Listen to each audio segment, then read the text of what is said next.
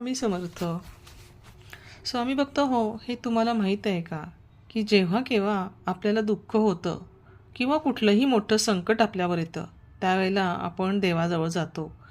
देवाच्या समोर बसून आपल्या डोळ्यातले अश्रू वाहतो, ढसाढसा रडतो आणि तेच आपण खूप मोठी चूक करत असतो. हे मान्य आहे की देवाला आपली संकटं आहेत, ही सगळी सांगितली पाहिजेत, ती त्याला कळली पाहिजेत. पण त्यासाठी आपण त्याच्यासमोर बसून रडण्याची गरज नाही आहे. ते काहीही न सांगता त्याला कळत असतं. म्हणून देवासमोर सतत बसून रडण्याची आणि तक्रार करण्याची सवय बंद करायला पाहिजे. पहिलं म्हणजे आपण अनेकदा दुःखात किंवा संकटात असताना देवघरात जातो, देवाच्या मूर्तीसमोर बसून हमसून हमसून रडतो, म्हणतो, माझ्याच वाट्याला हे दुःख का रे बाबा, माझ्याकडेच पैसा का नाही, अशी सतत तक्रार करत राहतो.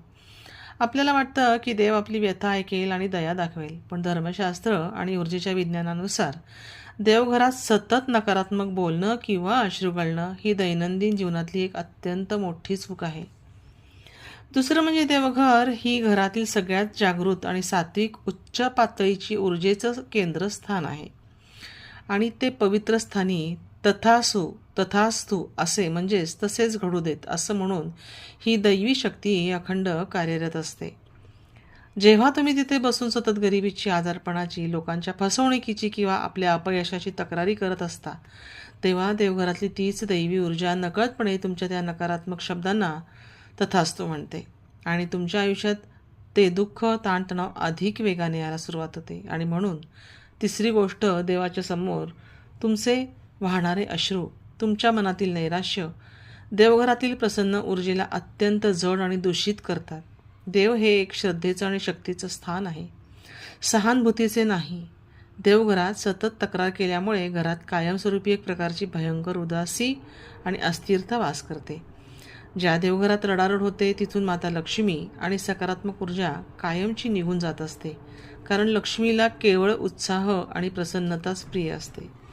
चौथी गोष्ट म्हणजे आजपासून एक अत्यंत कडक नियम बनवा. देवघरात जाताना स्वतःचे दुःख, नैराश्य, अश्रू टाळा.